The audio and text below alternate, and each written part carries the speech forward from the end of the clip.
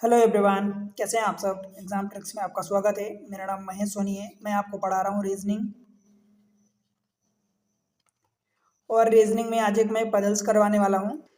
ये जो पजल्स होगी, आपको पजल्स मिलेगी। जो पजल्स होगी वो स्क्वायर अथवा रेक्टेंगल टाइप की मिलती है। देखो, इसमें जो क्वेश्चन पूछा जाता है, स्क्वायर का मतलब वर्ग होता है, रेक्टेंगल का मतलब आयत होता है।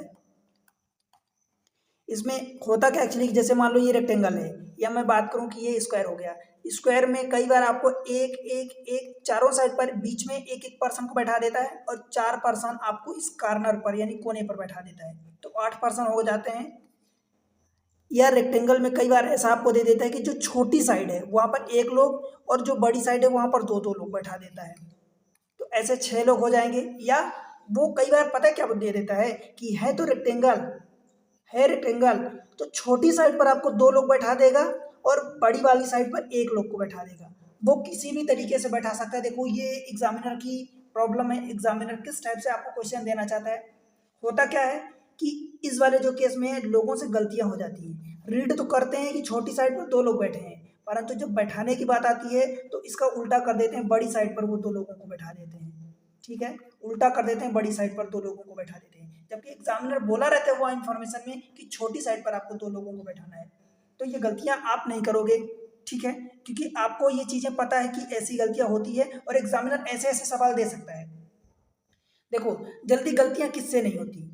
गलतियां जल्दी से उससे नहीं होती जो पता है कि भाई इस टाइप से भी सवाल होता है और इस टाइप से भी सवाल होता है। सारे टाइप्स उसको पता होते हैं कि सवाल इस टाइप से भी बन सकता है, इस टाइप से भी बन सकता है, तो उससे गलतियां कम होती हैं। और अगर किसी को ये मतलब एक उम्मीद करके बैठा है कि भाई अगर स्क्वायर या रेक्टेंगल का क्वेश्चन आ रहा है तो बड़ी साइड पर ही ज्यादा लोगों को बैठाएगा, छोटी साइड पर नहीं बैठा सकता, तो वो और अगर एग्जामिनर उस क्वेश्चन में उल्टा बोल दिया तो वो अपने इमेजिनेशन के अनुसार जिस टाइप से वो क्वेश्चन किया उसके अनुसार चलेगा और गलती कर देगा। ठीक है, अब आप गलती नहीं करोगे बिकॉज आपको पता होना चाहिए कि ऐसे ऐसे केसेस बनते हैं। ठीक, तो गलतियां होने के चांसेस मिनिमाइज हो जाते हैं या कम हो जाते हैं, नहीं होते। राइट, चैनल पर पहली बार अगर आए तो वीडियो को लाइक करके चैनल को सब्सक्राइब जरूर करें आगे बढ़ने से पहले, और शेयर कर दें अपने दोस्तों के साथ। देखते हैं क्वेश्चन में क्या है। देखो, क्वेश्चन में दो लैंग्वेज में मैं लिख दिया हूँ। इन्फॉर्मेशन के लिए मैं अगले पेज पर आपको यहाँ पर एक ये हिंदी वाला इंग्लिश वाला मैं एक लगा देता हूँ ताकि वहाँ पर हमें बनाने के लिए केस सॉल्व करने के लिए जगह बच जाए। राइट, अब केस को आप हिंदी में पढ़ लो या इंग्लिश में पढ़ लो। मैं इंग्लिश में पढ़ के सॉल्व करवाता हूँ बिकॉज कई लोग इंग्लिश में केस को, उनका मीडियम इंग्लिश होता है और उनको चीज़ें कई बार इंग्लिश में नहीं समझ आती। हिंदी में भी सेम चीज़ होती हैं। मैं समझा पढ़ता इंग्लिश में हूँ लेकिन समझाता पूरा हिंदी में हूँ, तो आपको दोनों लैंग्वेज में कंफर्टेबल होना चाहिए। ठीक है, दी गई जानकारी को ध्यानपूर्वक पढ़ें और संबंधित प्रश्नों के उत्तर दें। ठीक है, read the information carefully and answer the related question. पढ़ते हैं क्वेश्चन को इंग्लिश में। देखो, बोला है 8 पर्सन, 8 व्यक्ति, ठीक है, 8 पर्सन ABCDEFGH करस्पॉन्डिंग इनके अल्फाबेटिक ऑर्डर में दिया नाम दिया है, seat around a square table, square shape table, in such a way that 4 person sit at each corner, 4 बंदे जो ईच कॉर्नर पर बैठे हैं, फेसिंग इनसाइड, जो कॉर्नर पर बैठे हैं वो इनसाइड फेस करते हैं, and 4 person sit middle side of each side, middle of each side of the table facing outside. तो ये आपको सबसे पहले बनाना पड़ेगा। देखो, ये मतलब हुआ कि आप स्क्वायर शेप की ऐसे टेबल बना लो। ठीक है, अब जो बोल रहा है वो जितनी इंफॉर्मेशन दिया है कि 4 पर्सन बीच पर बैठे हैं, मतलब middle side of the table, ये हो जाएंगे, तो इस पर भी बैठा लो। देखो, 2 केस अभी मैं इसलिए बना रहा हूँ बिकॉज मिनिमम 2 केस तो बन ही जाते हैं। आपको ऐसा बहुत कम देता है कि एक ही केस में आपका सॉल्व हो जाए। जब एक ही केस हो जाएगा तो फिर तो वो बड़ा लल्लू क्वेश्चन हो जाएगा, बड़ा आसान हो जाएगा। अब 4 पर्सन आपको इस कॉर्नर पर भी बैठे हैं तो कॉर्नर पर भी 4 लोगों को बैठा दोगे। फिर अब मान लो इसमें से आप 2 केस लेके चल रहे हो, और अगर 4 लोग बन गए भाई, आप 4 केस बन गए तो फिर क्या करोगे, तो फिर इसी को अंदर बाहर लिख दो। जैसे एक सपोज ए यहाँ लिख दो, एक वाले में ए यहाँ लिख दो, फिर उसमें केस बना दो। तो कम में आपको ज़्यादा चीज़ें एडजस्ट करनी आनी चाहिए। अब मेन बात यहाँ पर ये है भाई कि ये जो कॉर्नर पर बैठते हैं वो इनसाइड फेस करते हैं, दैट मीन इसका फेस इनसाइड रहेगा, इनसाइड रहेगा, अंदर की ओर देखेंगे कॉर्नर वाले।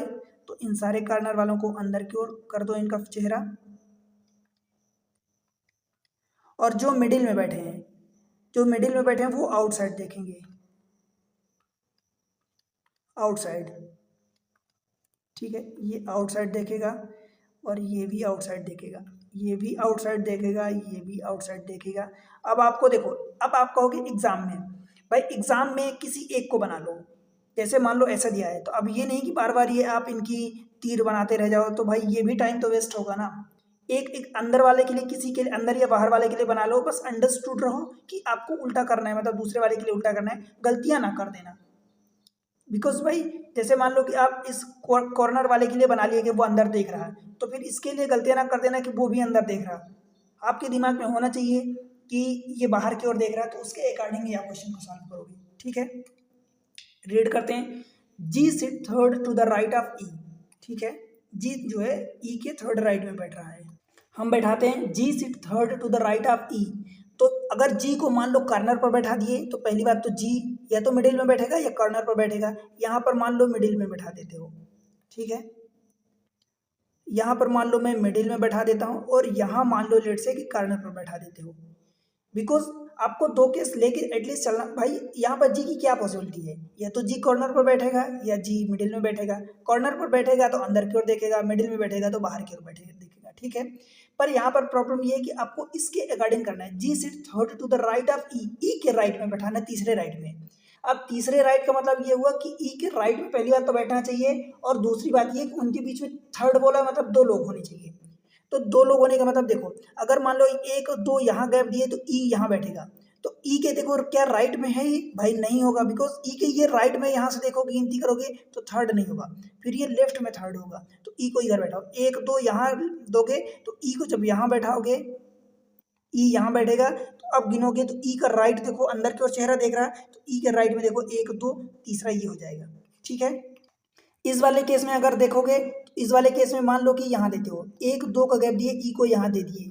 ठीक है, ई को जब यहाँ दोगे तो भाई ई के राइट में देखो तो थर्ड राइट में, ई बाहर की ओर देख रहा है तो ई के थर्ड राइट में। और अगर इस साइड ई को देते, अगर यहाँ देते एक दो का गैप देके ई को यहाँ देते, तो ई के लेफ्ट में फिर तीसरा होता, जबकि ई के राइट में बोला G sit third to the right of E. समझ गए? आगे देखो, 3 person sit between G and C. G और सी के बीच में 3 पर्सन है। इसका मतलब ये होता है कि चाहे लेफ्ट से गिनो चाहे राइट से गिनो, बिकॉज यहाँ पर अगर 8 पर्सन बैठे हैं तो दो जो अपोजिट साइड में बैठते हैं। अब समझो, चाहे सर्कल की बात हो या स्क्वायर की हो या रेक्टेंगल की हो, मतलब ये कि अगर 8 पर्सन बैठे हैं तो उसका आधा करो, उसमें से एक माइनस करो, तो जो दो अपोजिट में पर्सन बैठे होते हैं उनके बीच में वही आधा माइनस एक, 8 का मतलब 8 का आधा 4 होगा, और माइनस एक करोगे तो 3 होगा।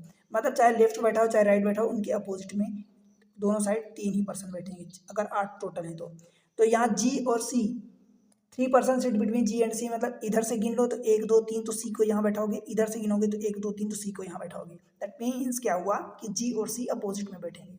जी यहाँ है तो सी यहाँ बैठाओगे, तो जी और सी के बीच में देखो इधर से भी 3 पर्सन और इधर से भी 3 पर्सन। ठीक है, आगे ए सिट इमीडिएट राइट ऑफ सी। सी के राइट में, इमीडिएट राइट में ए बैठा है, सी यहाँ है। इस केस में देखोगे तो इमीडिएट राइट कौन सा होगा, तो ये वाला होगा, बिकॉज अंदर की ओर देख रहा है तो इमीडिएट राइट। सी का इमीडिएट राइट, यहाँ पर भी ध्यान देना है कि ए का इमीडिएट राइट नहीं, ए सीट बैठ रहा है इमीडिएट राइट ऑफ सी, तो सी के इमीडिएट राइट में, तो यहाँ हो जाएगा। और यहाँ अगर देखोगे तो सी का ये वाला लेफ्ट है और ये वाला राइट है, तो ए जो है सी के इमीडिएट राइट में, तो ये केस हो जाएगा। ठीक है, आगे H sit second to the right of D. H जो है डी के सेकेंड राइट में है, दैट मीन्स कि डी अगर ये है तो उसका राइट ये, सेकेंड राइट का मतलब ये हो जाएगा। समझ पा रहे हो? मतलब दोनों के बीच में एक का गैप है, और डी के राइट में, ध्यान रख एच के लेफ्ट में नहीं। देखो यहाँ पर बिकॉज दोनों की डायरेक्शन अलग अलग है, कॉर्नर और मिडिल की, मतलब एक अंदर की ओर देख रहा है दूसरा बाहर की ओर। अगर ये एक ही साइड देखते होते तो फिर इसके कहने का ये भी मतलब हो जाता कि डी के अगर राइट में एच है तो एच के लेफ्ट में डी होगा, बट इस केस में अलग हो जाएगा। आपको देखना क्या है, डी के राइट में। अब एच के लेफ्ट हो राइट हो आपसे कोई फर्क नहीं पड़ता, आपको बस ये देखना है कि डी के राइट में होना चाहिए और सेकेंड राइट में होना चाहिए, मतलब इन दोनों के बीच में 1 पर्सन का गैप है। अगर यहाँ देते हो तो नहीं बैठा सकते, यहाँ एक साथ नहीं बैठा सकते, मतलब इनके ऐसा बैठा सकते हो कि एक का गैप होना चाहिए, यहाँ और यहाँ नहीं बैठा सकते बिकॉज यहाँ पर फिर से बैठे हैं, और डी एच अभी दोनों में से कोई नहीं बैठे हैं। ठीक है भाई, यहाँ देखो, यहाँ कंसेक्यूटिव में नहीं बैठा सकते, यहाँ कंसेक्यूटिव में नहीं बैठा सकते, दैट मीन्स कि यहाँ इन दोनों जगह में बैठा सकते हो। अब डी को मान लो यहाँ देते हो, तो डी के राइट में देखो, ये सेकंड राइट में एच हो जाएगा, और अगर डी को यहाँ देते हो इधर, समझ पा रहे हो क्या? अगर डी को आप यहाँ देते हो तो डी के सेकंड राइट में एच यहाँ हो जाएगा, बट अगर डी को यहाँ देते हो तो फिर यहाँ दोगे तो फिर वो लेफ्ट हो जाएगा। दैट मीन्स आप डी को यहाँ दो और एच को यहाँ, करेक्ट होगा, डी के सेकेंड राइट में एच है। ठीक है भाई, इस वाले केस में देखो, चेक करो, तो आप यहाँ सी को अगर यहाँ दिए तो यहाँ नहीं दे सकते, यहाँ नहीं दे सकते बिकॉज ये जगह फेल है। एक जगह ये है, इसको अगर यहाँ देते हो तो फिर यहाँ बैठा है तो वो भी केस नहीं होगा, यहाँ देते हो तो ये भी नहीं केस होगा। दैट मीन्स कॉर्नर पर तो नहीं दे सकते। एक यहाँ जगह है, एक यहाँ जगह, दो जगह है, 1 2 3 4 5 लोग तो चार लोग बैठे हैं, इस जगह कॉर्नर पर नहीं दे सकते बिकॉज कॉर्नर पर दोगे, इस जगह दोगे तो यहाँ भी दो और यहाँ भी ये जगह फिल है, इस पर दोगे तो इधर फिल है, मतलब एक और ये दो जगह, इन दोनों में से आप दे सकते हो। अब कहाँ पर दोगे ये इंपॉर्टेंट है। डी को मान लो यहाँ देते हो तो एच को यहाँ दोगे, तो डी की अगर डी को यहाँ देते हो, ठीक है, डी को यहाँ अगर देते हो तो क्या हो जाएगा भाई, डी के लेफ्ट में एच होगा, समझ पा रहे हो? तो डी को आपको यहाँ दोगे, डी को यहाँ देते हो, अगर एच को यहाँ देते हो तो देखो डी के राइट में, डी का मुंह बाहर की ओर है तो डी के राइट में आपका एच होगा और सेकेंड राइट में एक का गैप, तो ये भी फुलफिल हो गया। क्लियर है? आगे देखते हैं, आगे जो इन्फॉर्मेशन दिया है, बी फेस ई, बी जो है ई की ओर, इसका मतलब ये हुआ कि बी और ई जो है आपस में अपोजिट साइड में बैठ, अपोजिट कॉर्नर पर, कॉर्नर हो या मिडिल हो, अपोजिट बैठे, बस ये समझो, बी एक दूसरे की ओर फेस किए। ठीक है, अब एक दूसरे की ओर फेस करने का मतलब भी ये होता है, जैसे मिडिल में मान लो बैठाते हो अपोजिट में, तो ये बाहर की ओर देखेगा, ये बाहर की ओर देखेगा, तो ये तो एक दूसरे की ओर नहीं देख रहे हैं। दैट मीन्स ये हुआ कि ये दोनों कॉर्नर पर बैठेंगे, और कॉर्नर पर बैठेंगे तभी तो अपोजिट अंदर की ओर देखेंगे, ये इसकी ओर देखेगा, ये इसकी ओर देखेगा। इस वाले केस में अगर देखते हो तो ई यहाँ बैठा, दैट मीन्स बी को यहाँ बैठना चाहिए, समझ पा रहे हो?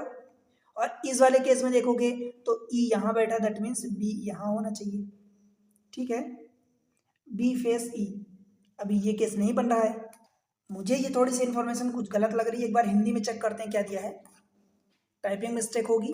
देखो हिंदी में दिया है बी जो है एफ के सम्मुख है, और यहाँ पर दिया है बी फेस ई, तो फेस नहीं है पहली बात, तो ई नहीं है एफ है, तो इसको करेक्ट कर दो, ये जो गलतियाँ है इसको करेक्ट कर दो, तो ये ई नहीं है एफ है आपका। ठीक है, मैं इसको करेक्ट कर देता हूँ, देखो ये मैं करेक्ट कर दिया हूँ, थोड़ा सा आप करेक्ट करना इसको। बी जो है एडजेसेंट टू एफ है, राइट, बी एफ के सम्मुख है, सम्मुख मतलब एडजेसेंट है। ठीक है, फेस नहीं किया है, सम्मुख मतलब बगल में है, ये ध्यान देना, राइट। जो सम्मुख दिया है बी अपोजिट टू एफ है, ऐसा दिया है। ठीक है, बी अपोजिट टू एफ, यहाँ पर भी मैं बना दिया हूँ, करेक्ट कर दिया हूँ, आप देख लेना। बी जो है अपोजिट टू एफ दिया है, तो आपको सम्मुख यानी अपोजिट बैठाना है, तो सेम चीज़ें जो इन्फॉर्मेशन में दिया है, बी अपोजिट टू एफ ये होगा, तो भाई आप यही सेम चीज़ें कर दो, इस ये तो नहीं है, इसको रफ कर देते हैं, बी अपोजिट टू एफ, तो बी अपोजिट टू एफ, अब बी और एफ को दो बैठाना है, देखो यहाँ 1 2 3 1 2 3 यानी 6 लोग बैठ गए हैं, 3 यहाँ पर भी बैठ गए, 3 यहाँ पर भी बैठ गए, बी अपोजिट टू एफ, तो भाई बी और एफ यहाँ हो सकते हैं, बी और एफ यहाँ हो सकते हैं। ए सिट एडजेसेंट टू बी, ए जो है बी के एडजेसेंट में, अगर मान लो एफ को यहाँ बैठाते तो बी यहाँ बैठता, तो फिर ए को बी के एडजेसेंट में भी रखना है।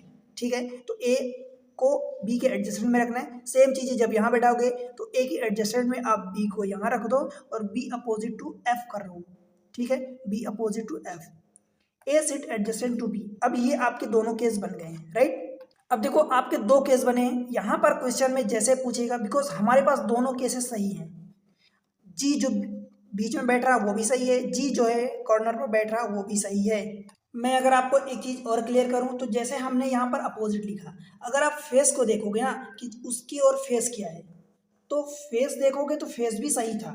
कैसे सही था बोलोगे, तो देखो फेस का मतलब ये होता है कि मान लो जो बी है और एफ, यहाँ इस केस में देखो तो एफ उधर फेस कर रहा है, लेकिन बी उसकी ओर देख रहा है, तो चलो उसके पीछे साइड ही देख रहा है, पर देख रहा है ना, भले उसके सामने आंख से आंख नहीं मिल रही, आई कांटेक्ट नहीं हो रहा, बट ये एट द एंड आप समझो कि बी उसकी ओर देख रहा है, एफ उसकी ओर, मतलब एक दूसरे के अपोजिट होते हैं कुल मिला के।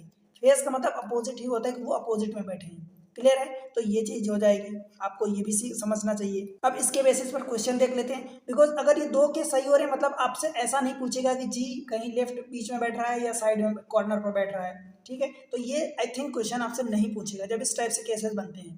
देखो, 4 of the following 5 are similar in a certain manner and thus related to a group. Which among the following does not belongs to the group? कौन? AD। पहले AD को देखते हैं। दोनों केस में देखो तो AD को देखोगे तो भाई A और D आपस में अपोजिट हैं। इस केस में देखोगे तो अगेन अपोजिट हैं। सबको देखोगे तो वही है, बस आपको ये समझना है कि एक में वही बंदा बीच में है, दूसरे में वही बंदा कॉर्नर पर है, बाकी सारी चीजें सेम है। तो AD अपोजिट में है, इधर भी, तो ये आपको क्या कहोगे, ये वाला अपोजिट में है। EC को देखो, EC भाई E यहाँ है और C कहाँ है, यहाँ है, अगल बगल है। इसमें देखो E और C अगल बगल है, तो ये आपका एडजेसेंट बोल सकते हो, राइट, ये एडजेसेंट हो जाएगा। GF को देखो तो GF दोनों केस में देखोगे तो G और F ये क्या है भाई, कॉर्नर पर है। इसमें देखोगे G और F, तो G और F इनके बीच में एक का गैप है। ठीक है, अब इस तरीके से, अब एक चीज ऐसा समझो, अगर आप ये समझ रहे हो कि भाई पहले वाले में अपोजिट था, दूसरे वाले में एक का गैप था, एडजेसेंट थे, और इसमें एक का गैप है, एक का गैप है। फिर HA देखो, HA अगर देखोगे तो H और A यहाँ रहा, तो इसमें भी एक का गैप है, एक का गैप। EC CB देखो तो C और B कहाँ है, C और B यहाँ देखो तो ये बीच में एक का गैप है, और C और B यहाँ भी एक का गैप है। मतलब क्या हुआ, एक का गैप। इस बात को अब देखो, क्या इस तरीके से आप आंसर निकाल सकते हो क्या? अगर इस तरीके से आंसर तो नहीं निकाल सकते, बिकॉज चार एक जैसे होने चाहिए। समझ पा रहे हो क्या भाई, चार एक जैसे होने चाहिए, जबकि ऐसा तो नहीं है। अब देखो इस क्वेश्चन को कैसे निकाल सकते हो। इस क्वेश्चन में देखो, मैं अगर आपको क्लियरली समझाऊं तो इस क्वेश्चन के दो टाइप के आंसर हो सकते हैं। कैसे भाई, देखो अगर यहाँ पर ये अपोजिट बंदा है AD को अपोजिट देखो, अपोजिट का मतलब A और D, इसका मतलब दोनों एक ही डायरेक्शन में देख रहे हैं। अगर डायरेक्शन के अनुसार देखोगे, अगर मान लो डायरेक्शन के अनुसार देखते हो, एक तो डायरेक्शन के अनुसार, तो ये अपोजिट होने का मतलब ये दोनों सेम डायरेक्शन में देख रहे हैं। ठीक है, EC को देखो, EC को अगर देखोगे तो भाई E और C ये एडजेसेंट है, इसका मतलब ये दोनों अपोजिट डायरेक्शन में देख रहे हैं, तो इसकी डायरेक्शन क्या हो जाएगी, अपोजिट हो जाएगी।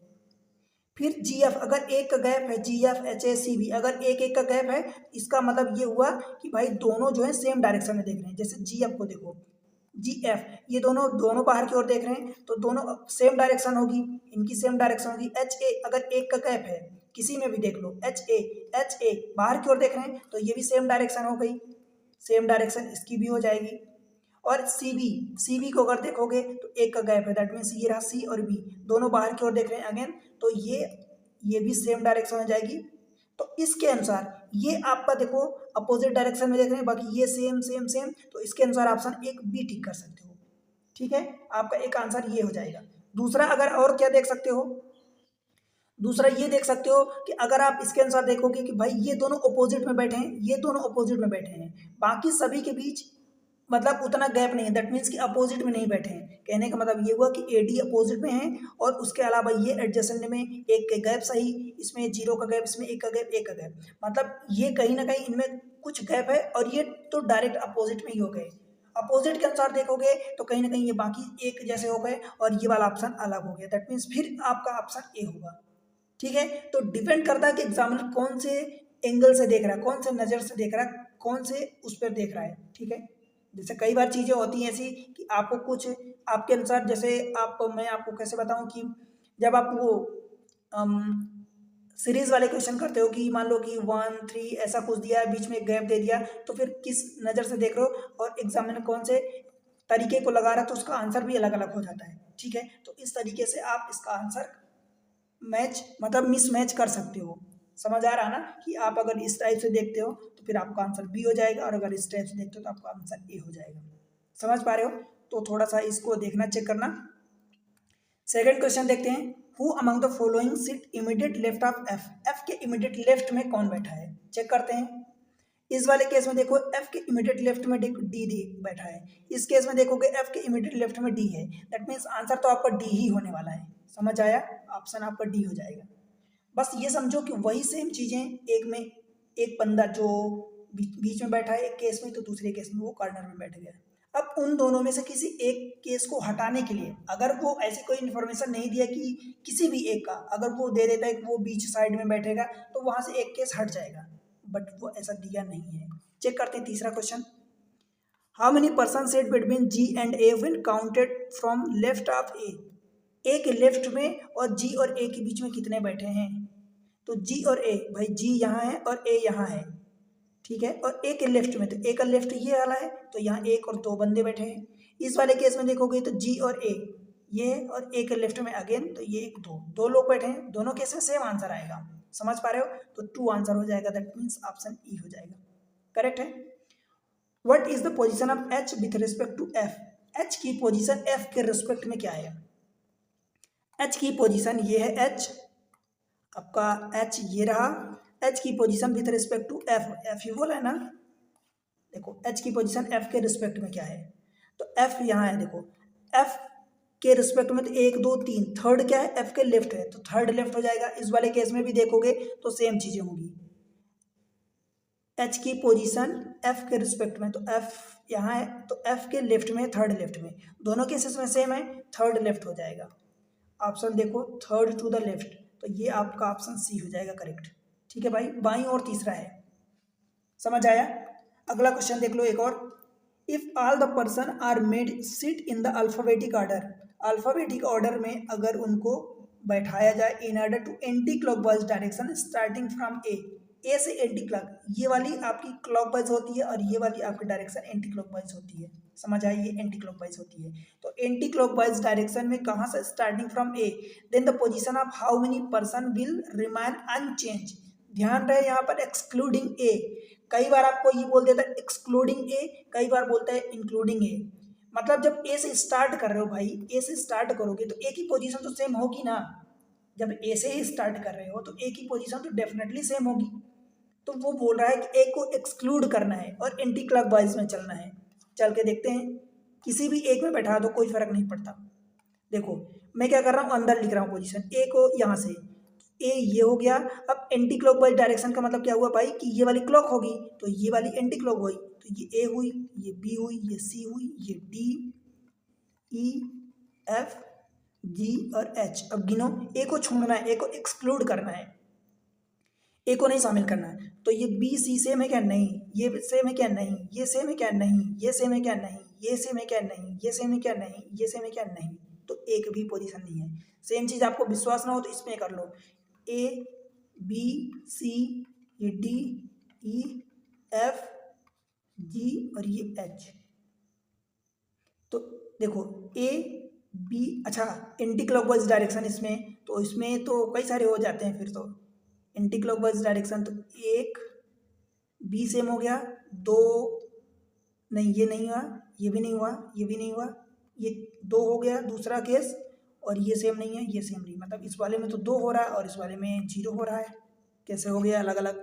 देखो अब दोनों केसेस में आंसर अलग अलग आ रहे हैं, इसमें 0 आ रहा है, इसमें 2 आ रहा है। अब एक चीज अगर मैं आपको बताऊं तो एक इन्फॉर्मेशन यहाँ पर जो दिया था कि बी और एफ एक दूसरे की ओर फेस करेंगे, इसका मतलब इस वाले केस में अगर आप देखोगे तो बी और एफ ये दोनों, बी अंदर की ओर इसकी ओर फेस कर रहा है, एफ भी उसकी ओर फेस कर रहा है। इस वाले केस में देखोगे तो बी बाहर की ओर फेस कर रहा है, एफ बाहर की ओर फेस कर रहा है, मतलब बी और एफ एक दूसरे की ओर फेस नहीं कर रहे हैं। हो सकता है कि आप इस केस को गलत ठहरा दो, ये केस को हटा दो, कैंसिल आउट कर दो। जब ये केस कैंसिल आउट करोगे तो फिर ये वाला केस आपको करेक्ट होगा, बिकॉज बी भी एफ की ओर देख रहा है, एफ भी बी की ओर देख रहा है, तो ये वाला केस आपका करेक्ट होगा। तो इसके अकॉर्डिंग आंसर आपका 2 हो जाएगा, समझ आया?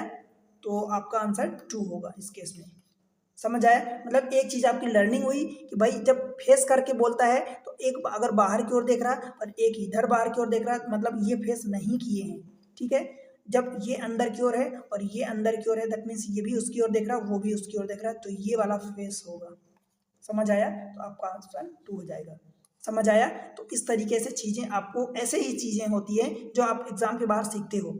जब आप सीखते हो तो वहाँ पर आपको कुछ चीज़ें ऐसे ही मिलती हैं, टेढ़ी चीज़ें, जो आप एग्जाम में अगर डायरेक्ट करते तो वो गलती कर देते, ठीक है। तो ऐसे ही इंफॉर्मेटिव वीडियो के लिए एग्जाम ट्रिक्स चैनल को आप सब्सक्राइब कर लो, बेल आइकन को प्रेस करना, और उसके अलावा आप वीडियो को लाइक करके सब्सक्राइब तो करना है, उसके अलावा शेयर कर दो, ठीक है। और एक प्यारा सा कमेंट सेक्शन में मेंशन करो जो भी जैसा आपका रिव्यू हो, कौन से एग्जाम को टारगेट कर रहे हो, वीडियो कहाँ से दिख रही है, सारी चीज़ें जरूर बताना। मिलते हैं अगले लेक्चर में, तब तक के लिए पढ़ते रहो, बाय बाय।